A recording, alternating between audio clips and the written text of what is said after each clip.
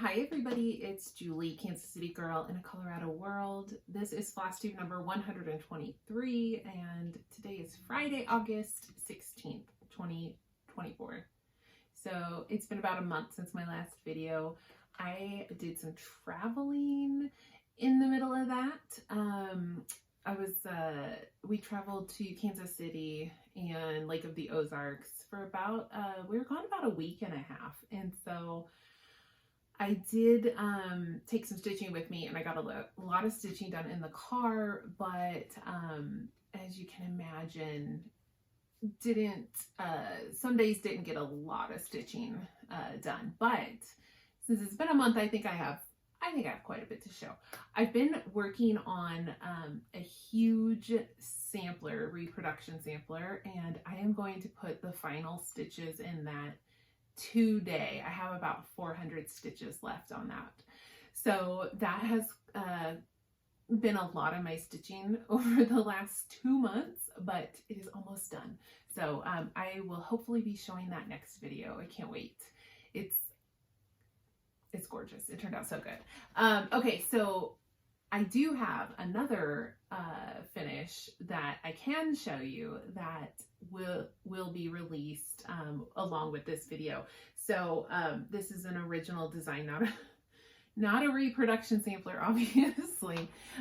So from my design company, Hemlock Rye Stitchery, I designed this cute little biscornu. And biscornus are always hard to like show and photograph. But I designed this for Heather, Link is my homeboy, for one of her swaps that she did.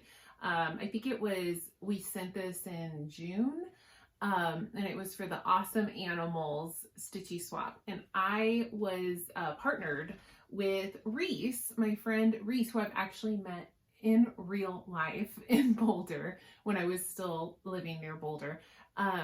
I was assigned to Reese. Feral Darling is her Instagram handle. She doesn't Flosstube. And she has a pet fox. She has a fennec fox, which those are not, I don't believe they're North American. I think they're African foxes. And so they are, they're this much lighter color than like what we would, North Americans would probably think of when they think of foxes. You kind of think of like a, more of like a red brown, like a deeper mahogany kind of brown. Fennec foxes are this kind of sandy desert color to blend in better in the desert. So anyway, Reese has a pet fox, and so obviously I knew when she was partnered with me that I needed to do a fox, like something with a fox for sure. And she's kind of, we've talked before about how she never sees her fox like represented in cross stitch because it's always that more traditional like orangey fox. And so I was like, oh my gosh, I'm gonna design something for her with her, like the fox that she has, a fennec fox. So this is, her fox is named Pequod. And so this is Pequod's Promenade. This is stitched on 16 count Aida from Picture This Plus in the color Coastal, which is just this really pretty blue. The back is very simple because, with biscornus, you don't really see the bottom. And so I didn't want to spend a ton of time stitching something for the bottom. But this is, I think it turned out so cute. I'm so happy with it. It's got these cute little mushrooms on the corner. And then a sun in the center. I didn't put a button. I just used the same DMC floss to tack down the center of the biscornu. And just a little fennec fox. This is Pequod. So Pequod is now immortalized. Is that the right word? In cross stitch. So I'll put a picture in of Reese with, well, not Reese, of Pequod with this biscornu that I stitched for Reese. So this is just using DMC. I think it's 8 colors of DMC. I can't remember off the top of my head. It's like 7 or 8 colors of DMC, stitched on 16 count Aida. super quick, easy stitch. And biscornues, I know they intimidate some people, but I really highly suggest, if you've been intrigued by a biscornu, you know, check out Cheryl at Tiny Modernist on YouTube. She has a tutorial on how to sew together. You hand sew your biscornu, and it's a lot easier than you think it is, I think. And so I do recommend that tutorial for how to make a biscornu. I promise you it's much easier than you might think if you've never made one before. So this is Pequod's Promenade. I first called it Finnick Frolic, Finnick Fox Frolic, even for more alliteration. But then I got to thinking, and I wanted to use Pequod's name, and Reese said it was okay. And Promenade just came to me. It just came to me, and I loved it. So there's my cute little biscornu. If you're interested, I will link below where you can grab that on my Etsy page for Hemlock Rye Stitchery. So I'm so happy with that. I had to, of course, restitch it for myself and then assemble it and get it together. So there is a finish. I did finish a couple other things, just a few. So I did finish, I showed last video, I had impulse started this Star Wars Luke and Darth Vader kit. I think it's a Dimensions kit. I think I got it at Joann, or I got it online from Joann.com. I can't remember, but you can find this online. It's licensed. It's not like a counterfeit or whatever. It's officially licensed from Disney. And so this was like a random like impulse start that I decided to do for my partner because his birthday was coming up. And so I did get it done and gifted in time for the birthday. This is, I just used the kit. I do need to reframe this because I don't know if you can tell, it's not really, I guess it's sort of framed on the cover. I don't know. I framed it, I centered with the background. And my partner was like, well, this isn't centered. And I was like,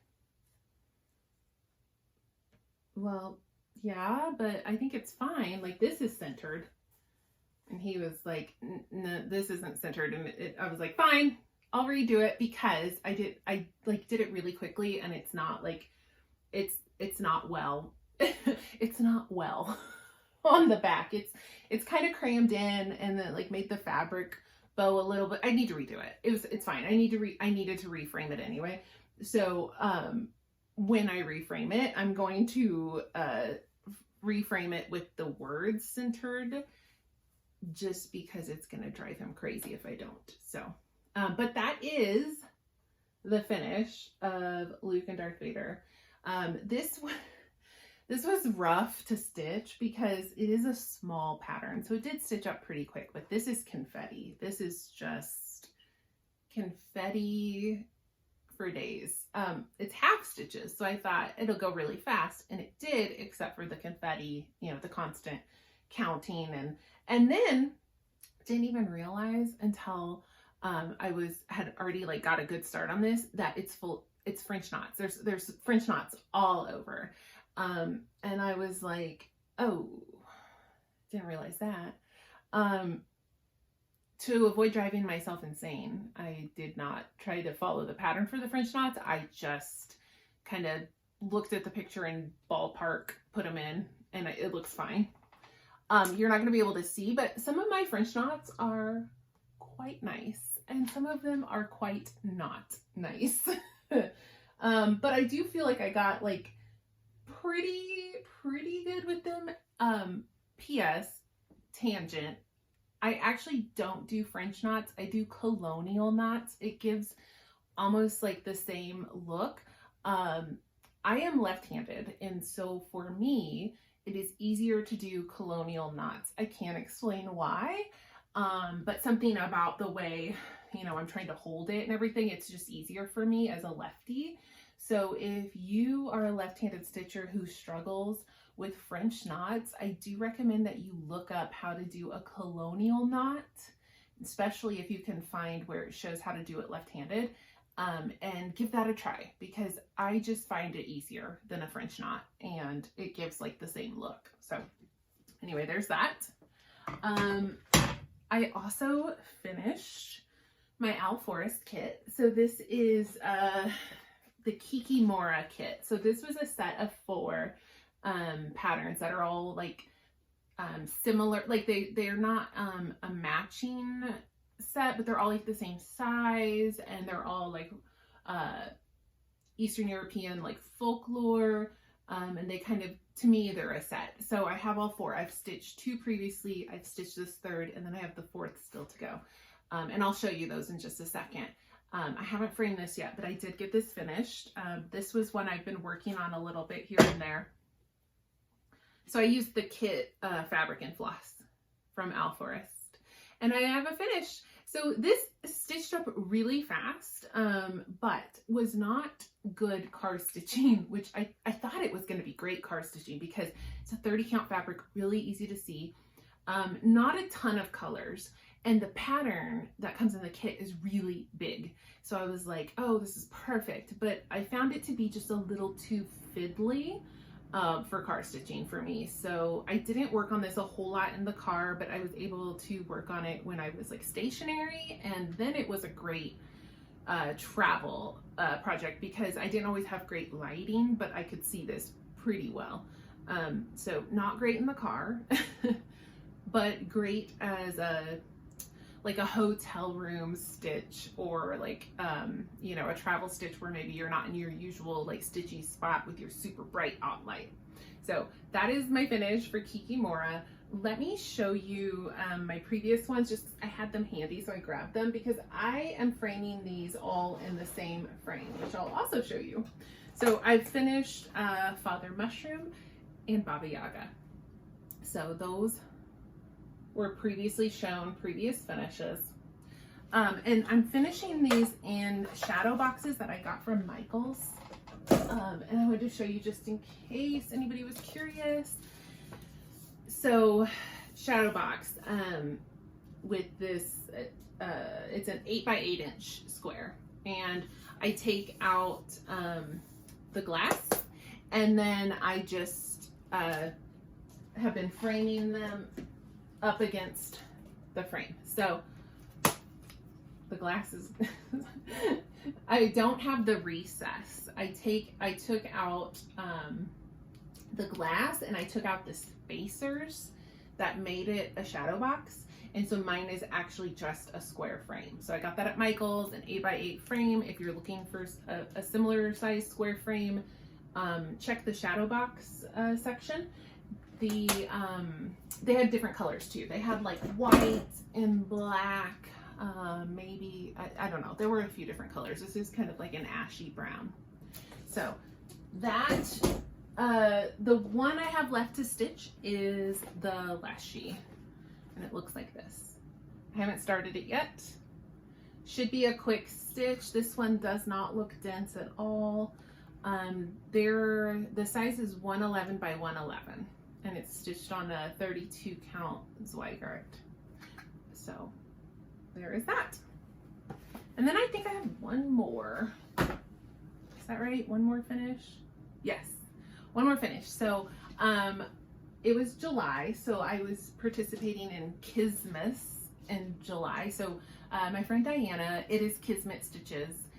She has a birthday right after Christmas, and so it's really hard to get people to like join in and like a birthday stitch along at that time of year, just with all the chaos of the holidays. And so she started celebrating her birthday in July with or stitching for her birthday in July with a play on Christmas in July. So she does Kismet in July. It is Kismet Stitches, so she does Kismet in July. So I had this Christmassy stitch that I had started last Christmas and hadn't gotten very far, but it was a really small project. I was like, I think I could finish that if I just put my head down and do it. So this is from Kathy Barrick. This is Christmas Day 1826. It's a cute little sampler. It says Rachel Deerdorf, her work complete, December 25th, 1826, Christmas Day. So I got this as a kit at Country Sampler in Spring Green, Wisconsin. And they did a color conversion. So when I bought the kit from them, it came with the color conversion. I don't know if their color conversions are something that they like would like give out over the phone or through email, or if you have to like maybe buy the floss from them or buy the kit. I don't know exactly. I'm not going to be sharing it, but their conversion incorporated some more red and green. The original is just really just browns and charcoals, and so it's not too far off of the original, but it is a little bit different. So this is my finish. So you can see it was a pretty small pattern. This is a 32 count linen. I think it's Winter Wren from R&R, and using the floss that came in the kit, which again, the original is just browns and charcoals. This is browns and charcoals and a little bit of like a mossy green and a little bit of like a deep maroon kind of red worked into that too. So not terribly different from the original, but a little bit different. Oh, that's upside down. Let me try that again. So original versus mine. I'm excited to find a kind of rustic frame for that. So yeah, so that was a finish. I did finish it, if I'm being honest. I was trying so hard to finish it on July 31st, but we were with family and I just could not quite get it done. And so I did finish it. It took me like an hour on August 1st to get that finished. So it wasn't quite a Kismet in July finish, but it was close. It was very, very close. Okay, those are all of my finishes. So what else did I work on? Well, so like I said, I was struggling with my car stitching because, and I stitch fine in the car, but I don't like to stitch on small count because just like the vibrations and movement that can happen in the car, it can be a little difficult. So I like to stitch on like a, 32 count, 30 count, something like, easy to see, easy to find the hole. And the Alforce wasn't working for me because it was a little fiddly, a little finicky. So I had a new start. So I've had this forever. This is Raven's Needlebook by Lindy Stitches. This was an exclusive for, I think it was for Needlework Galleria. She was gonna, she made all these kits and was going to take them with her as an exclusive, only available at that show in St. Louis, but something happened and she couldn't go. And so she was like, hey, I'm just gonna sell these all on my shop online. And I like logged in the day they came out and grabbed one. You can't get this any longer, it's sold out, but this pattern is available, I think, in a booklet with a few other patterns. You can't get the kit any longer, but you can get the pattern. So it's called Raven's Needlebook. The kit comes with everything except for the DMC floss. It includes a pattern, the Lugana, the finishing fabric, the interfacing, the rickrack, the wool felt, and decorative pens. This was absolutely perfect car stitching because it's easy to see. It's a few colors of DMC, but also you get going and you can like outline and then just fill in a lot of it. And the parts that you aren't filling in, they're not like super fiddly. So I actually have the back of the needlebook done, which is this half of the fabric. And then I've started in on the front of the needlebook, which you can see here. So this should be done with a little bit more stitching, but it's stitching up really quick. It's just, well, is it stitching up really quick? I feel like I spent hours upon hours upon hours doing this 310 fill in, but once I get that done, it will be it's really quick to stitch these little doodads. This is, I think, it's a 32 count Lugana. I think it's Zweigart Silver Moon, or Silvery Moon is the name of the fabric. And then just the called for DMC floss. So I am excited to get that finished with the stitching, and then get that needle book assembled. So that was a new start. And then I had 2 other new starts.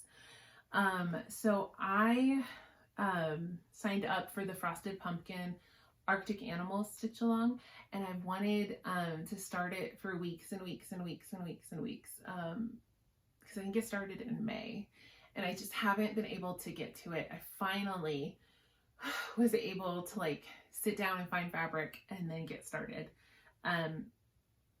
Part of my hiccup was I couldn't find fabric in stash to stitch it. And then I was going to dye something, and then I couldn't get to it. And then I remembered I had a piece of fabric in another, like in a kitted up Mirabilia or Nora Corbett pattern. And I was like, you know, I think I put like the whole fat quarter in there, and I don't think I need that much. And I think that fabric might be perfect. So I went and checked, and sure enough, plenty of fabric to do the Nora Corbett and to do the Frosted Pumpkin Arctic Animals. It is a 32 count linen from Nicholas Flamel. I think he's on Etsy, and I bought a 3-pack of fabric from him called the Bronte Sisters. It came with 3 fabrics, and they're not individually labeled. It was just the Bronte Sisters.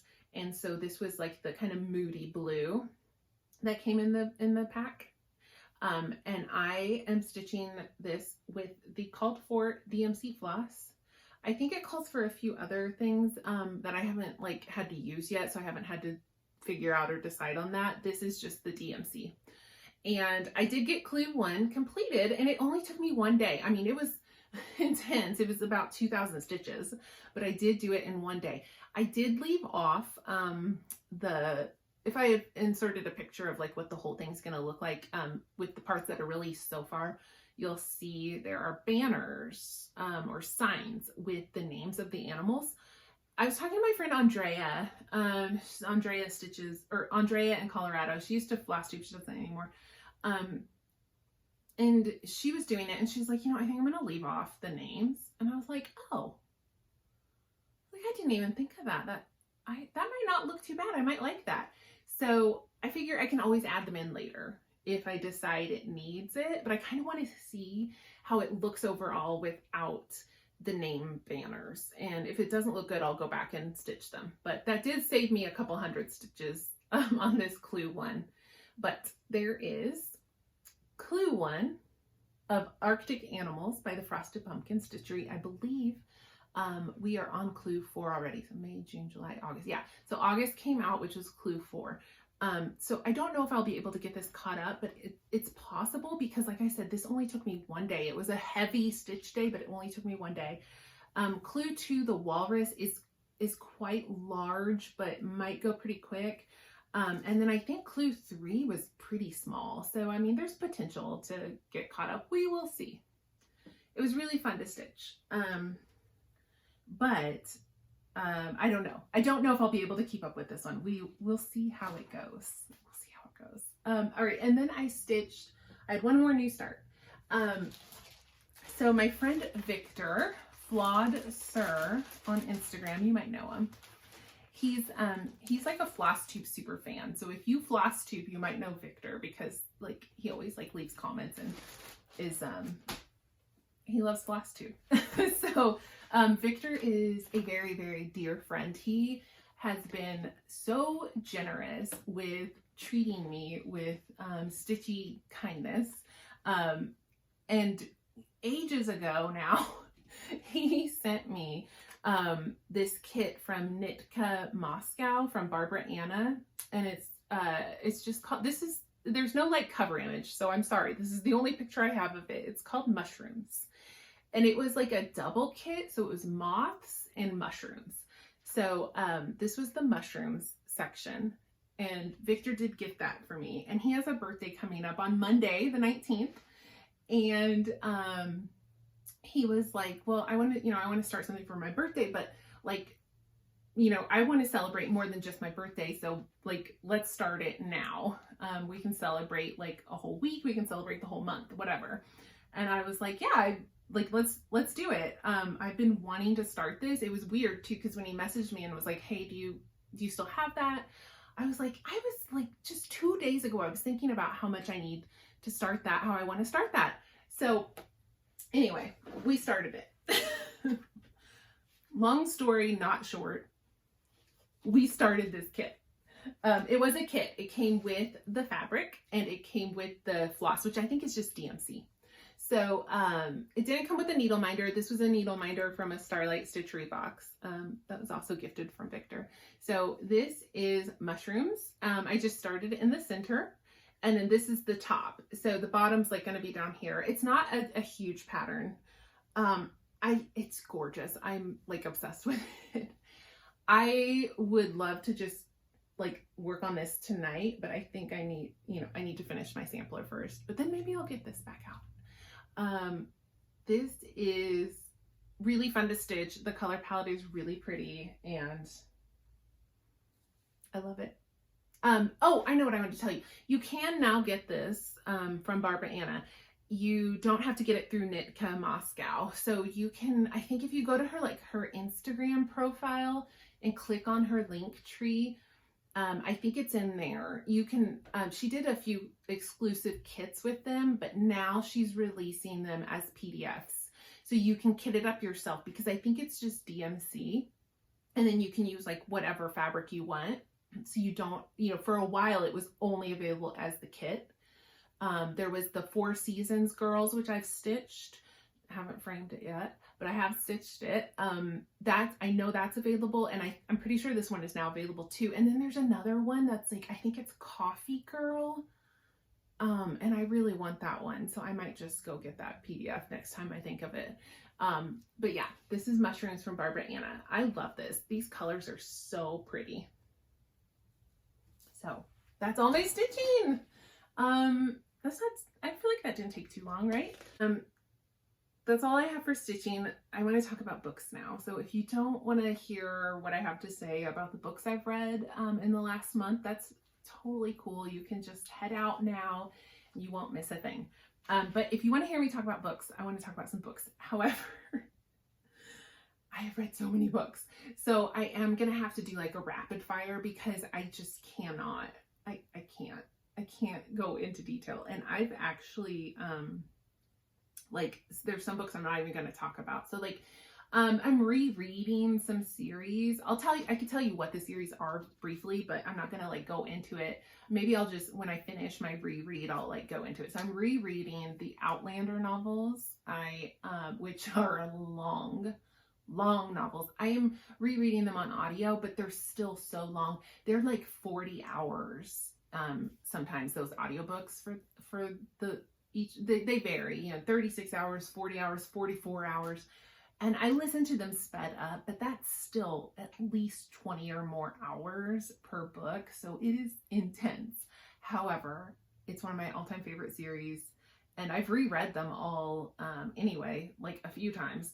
But I was just in the mood. I was in the mood for a reread. So I'm actually rereading each novel, then watching like the season of the show right after. And it's really fun to kind of see how it matches up or how it doesn't, because season 1 matches up like really almost like exact with the novel.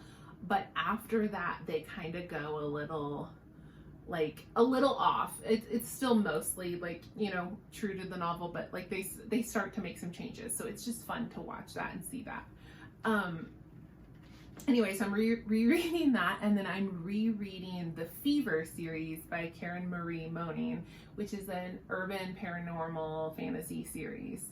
And I just loved that series originally, and I was in the mood for a reread, so I've been doing that. I think I'm on book 7, and I have been loving my reread of that series as well. Like, it actually is really holding up for me, which I was kind of surprised because I thought maybe it's not as good as I remember, but I'm loving my reread. I'm really having fun with that. I'm reading a few other things, and again, I'm kind of like, I'll talk about it like maybe when I finish the series. Just some things. There's some things that I'm like, I'm not going to talk about it because I've got plenty other books to talk about. So let's talk about them because I've got a bunch. Like I said, I'm going to do this like quick, but I have been reading a lot. It's also been a month, but like I've been reading a lot. I'm definitely like, I wasn't in a reading slump, but I am like just really, really loving reading right now. I start to get like this in the fall. Like I know it's not the fall yet. It's like 90 degrees today. It's hot, but I don't know. I'm loving my books. I'm loving my books. I always love my books, but I'm really, really, really loving my books. So I'm reading a lot. Okay. All that to say, let's go through these quickly. So I read Midnight Ruin by Katie Robert. This is maybe book 6. I think it's the 6th book in the Neon Gods Dark Olympus series that she's done. I bought them all. I've read them all. I love them. They're not like high quality literature. They're smut, really. It's smut with a little plot, but it's done so well. I love Katie Robert, and I love that they write like really diverse, really queer characters, and it's not like traditional like monogamous relationships. There's like thruples and poly and just everything. And sometimes it's just a one-on-one relationship. But anyway, they explore all sorts of fun dynamics, but do it really well and respectfully. And the smut is top tier.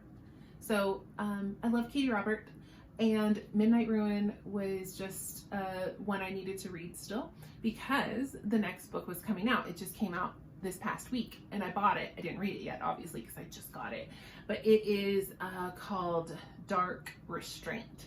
So that's the 7th book, I think, in this series. So highly recommend if you want some smutty smut with just a little bit of plot, influenced by Greek mythology, but it's a modern day. It's a modern day like urban setting, but influenced by Greek mythology. I love this series. Definitely recommend. Oh, I need to not throw things. Sorry. I'll try not to throw those because I know it can sound loud on the headphones. This was a total impulse purchase at Walmart. I hadn't even heard of it. It's called Romancing Miss Stone by MC Vaughn. I love a good 80s nostalgia moment. So this is set on the Romancing the Stone, or influenced by the Romancing the Stone movies from the 80s. And there was another one I had bought like a year ago called Raiders of the Lost Heart, which was also like a kind of archaeology adventure romance novel, but based on like an Indiana Jones, Raiders of the Lost Ark. That one was superb. This one, it's fine. It was fine. It just wasn't great. You know, like I think I gave it 3 stars out of 5. Like it wasn't bad. It wasn't special, which made me sad because the premise sounded so fun. So, you know, archaeology dig. Well, it wasn't based on, okay, I said I was going to go quick, so I can't go into, I'll be brief. The guy, I don't remember names. The guy's girlfriend breaks up with him. She's on an archaeology dig. So she calls him and she's like, it's not working, goodbye. And he's like, wait a minute, like, that can't be. So he flies to like, I think it's Belize. Yeah, he flies to Belize and hires Alex as like his adventure guide to like get him to the dig so he can like try to make up with his girlfriend. But of course he falls in love with her on their adventures. Like it was fun, it was cute, it was super easy to read. It just wasn't like, wonderful. It was fine. It was fine. For a book that was just fine, I talked about it a lot, but there it is. I haven't heard anyone else talk about that book. I haven't seen that book anywhere. I literally was just like walking through the book aisle at Walmart and was like, what's that? So, that's what I get for doing that. All right, then I read The Wren and the Holly Library by K.A. Lind. This was a new release that I kept like looking at it and like wondering if I should get it, but I wasn't hearing much buzz about it. And then I was like browsing my library and it was available as an audiobook, so I snagged it up and listened to it. It was really good. It wasn't like new all-time favorite, like, but I actually think it was really well done. So it's an urban fantasy, which again is kind of a genre that I used to read a lot of, but now I mostly just read like fantasy, not urban fantasy. So it's kind of fun to kind of dip back into the urban fantasy, vampires and werewolves and like modern girl, all that stuff. It's fun. So this series though, it's going to be a series. I don't know when the next one's going to be out. It does end on a bit of a cliffhanger.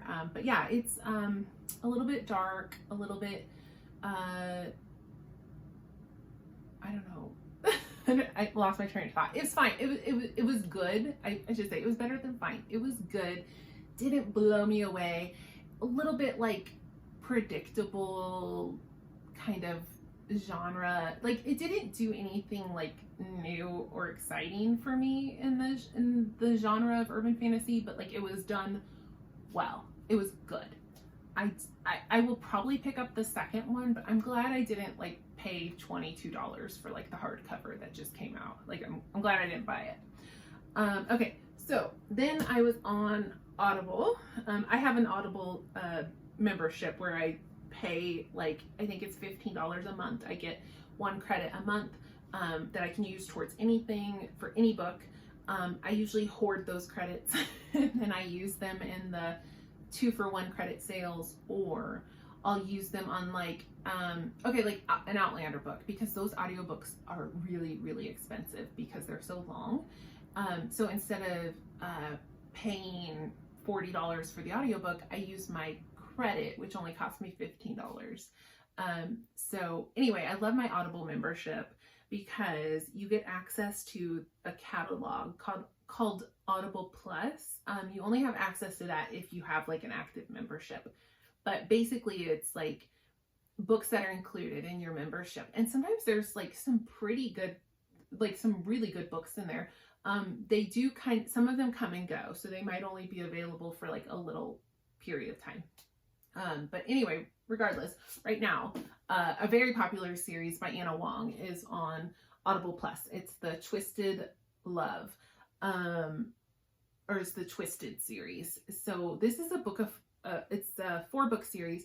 And I will say the 4th book is not included in Audible Plus right now. But I believe it's on Kindle Unlimited. So after I listen to the first 3, if I just have to read that 4th one, I will, I'll just read it like as an ebook on Kindle Unlimited. But this is just a really popular romance, contemporary romance series.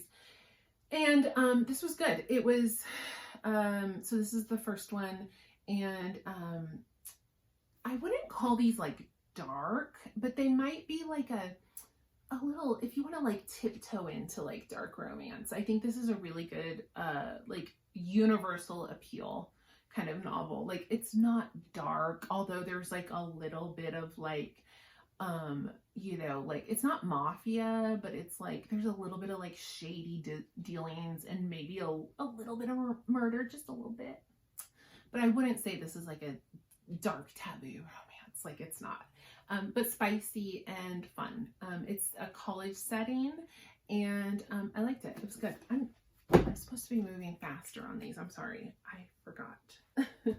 All right. I read Fangirl Down by Tessa Bailey. Tessa Bailey is an author who I just buy all of her new releases because I've enjoyed, I think, almost all of them. She's a little bit of a divisive, she's a contemporary romance novelist, but she is a little divisive. Like some people really do not like her writing. I've really enjoyed almost everything I've read from her, but some people are just like, she just like, her characters give them like the ick and they don't like it. But I like her a lot. I think her books are fun. They're super steamy, smutty, but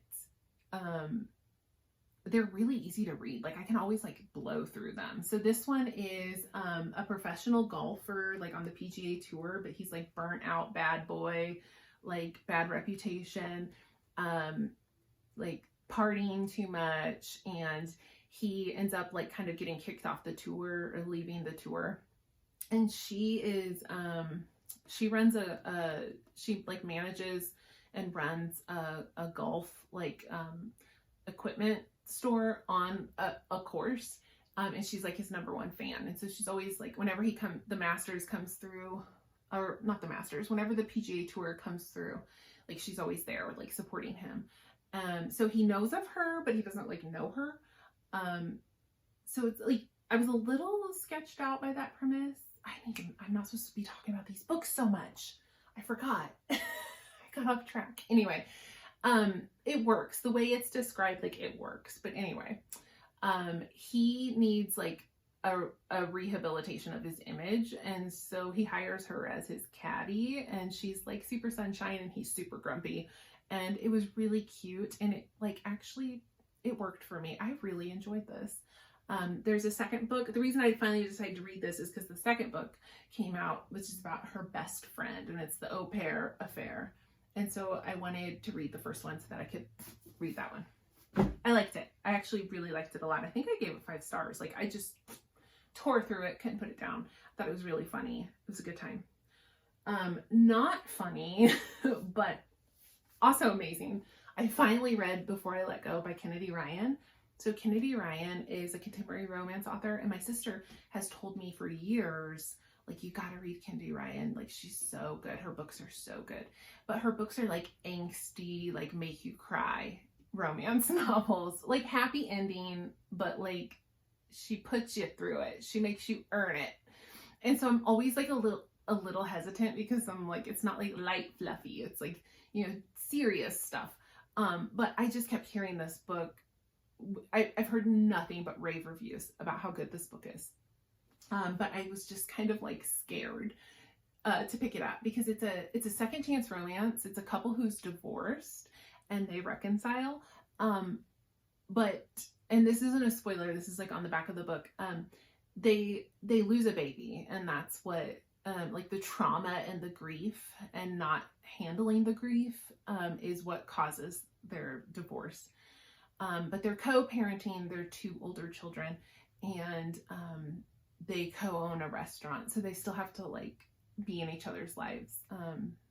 But anyway, like they still love each other and there's still feelings there. But now that it's been a few years, and like the main character has processed like her grief, she's like, I still have feelings for this man. So it's their second chance romance, and that's a really heavy topic. So I was just scared to read it, honestly. Not because I can't read things like that. I knew it was going to put me through it, is all. So, but my sister's like, you've got, like, Kennedy Ryan, her books are so good, you have to read them. So I was like, fine. This book, oh my God, it's so good, you guys. If I can tell you one like romance author you should be reading, like, it's Kennedy Ryan. This book is so good. And it is emotional, but it's not, it's hopeful. Like, even when I would like choke up, it wasn't because like this is so sad and heartbreaking. It was more like, because the characters were like growing and evolving and like working through their stuff, and like that would get me like right in the feels. It wasn't like because the baby died, like, which is very sad, but it was more like how they're like getting past that would like really get me. Oh my God, this book is so good. She just writes, her characters are so like rounded and real. And there is a friend group. So this is going to be 3 books, actually. The second book's already out. But the main character, Yasmin, she has 2 best friends, and we're going to get each of their books too. But that friend group, like, just immediately, like, just the best, like, girlfriend group. Just really funny and cool and amazing. And I just loved it. I loved it. if you can handle the heavy subject matter, like I cannot recommend this book enough. This is absolutely one of my favorite books I've read this year. And I can't wait to read the second book. And then the third book isn't out yet, but she's finished writing it and she's editing it right now. And Michelle Obama just recommended this book as like a book that she loved as well. So if you check your library and there's like a long wait and you're wondering why, that's probably why. But it's so good. They sell this at like Target and Walmart. I still see it on the shelves. So if you're swinging through the books at Target and you're wanting to maybe do a little treat yourself moment, like I would highly recommend. Highly recommend. It was so good. I absolutely did cry, but in a good, like it's a good cry. It's a good cry. Okay. We're still going. Okay, we're almost done. We've got 4 more. I'll try to be quicker. I read Starling House by Alex E. Harrow. This was really good. This is like a gothic fantasy, kind of contemporary though, like feels like it's set in our world, but the house is sentient and a little bit magical and there are monsters, so it's definitely fantasy, but it doesn't feel, it's not like high fantasy. It's like in our world. It's urban. It's not quite urban fantasy, but it's a little bit urban fantasy, but it's also like gothic. There's like a haunted house and yeah, this was really, really good. This is like, I wouldn't say it's like my all-time favorite or anything, but like I really enjoyed my reading experience. And a prickly heroine who's not easy to like, down on her luck kind of girl, but I loved her and I loved reading about what this house was up to with the monsters. It's mostly vibes. This book is mostly vibes, but the vibes were immaculate. I did enjoy that very much. I read Frozen River by Ariel Lawhon. You might have heard of this book because this book is like really popular. And it's not my usual genre. So this is historical fiction, which I have nothing against, but I just don't. It's not. I read romance and fantasy, like, so I don't pick up like random historical fiction books. But my friend Amy was like, I just read this book, you should read it, it's really good. And she was like, it reminds me of like kind of like an Outlander kind of vibe. It's not like an Outlander ripoff or anything, but it's like, she's like, it kind of, I don't know, it feels like kind of like Outlander. And I was like, well, I'm intrigued. So I went to look it up, and even like the publisher was like, for fans of Claire Fraser from Outlander, like you should read this book. And so it's post-Revolutionary War in Massachusetts, and it's a woman who's a midwife. And it's like, you know, America is like a new country. We haven't formed like I don't think the Constitution's been written and like finalized yet. Like it's that kind of era. And this woman is a midwife, and there is a body found in the frozen river.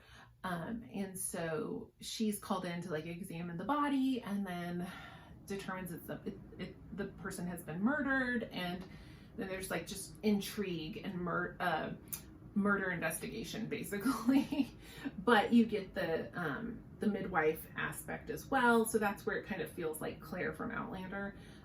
Claire wasn't a midwife, but it just has that kind of feeling. Like she's going and meeting the townsfolk and like helping them and taking care of them.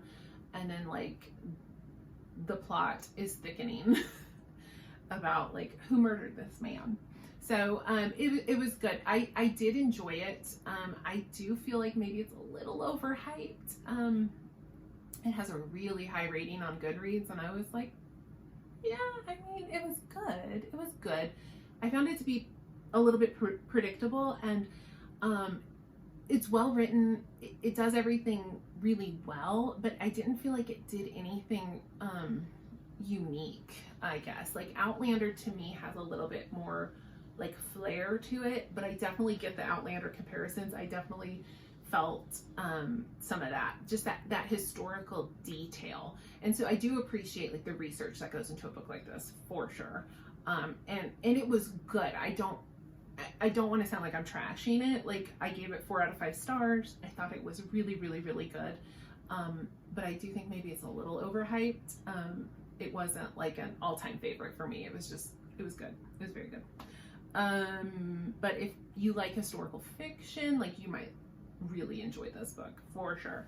It's not my usual genre. So then I read a straight up fantasy. This is The Stardust Thief by Chelsea Abdullah. Not a romantasy, sadly. Not romance, but fantasy. So this was really cool. This was set. It's like an Arabian story. There's a jinn character. Well, there's several jinn characters, and then they're hunting like a magical artifact in the desert, and it was. How would I describe my feelings about this book? Like, it was good. It was very, very good, but just something fell a little flat for me. I thought, like, I was just missing a little something. And when I went and looked at Goodreads reviews, that seemed to be kind of a common theme. Like, people were like, yeah, like, it was good, but like, just the characters fell a little flat, or the story fell a little flat, or like, I think a few people like mentioned the pacing. And maybe that was it. Like, the pacing could get a little bit like slow.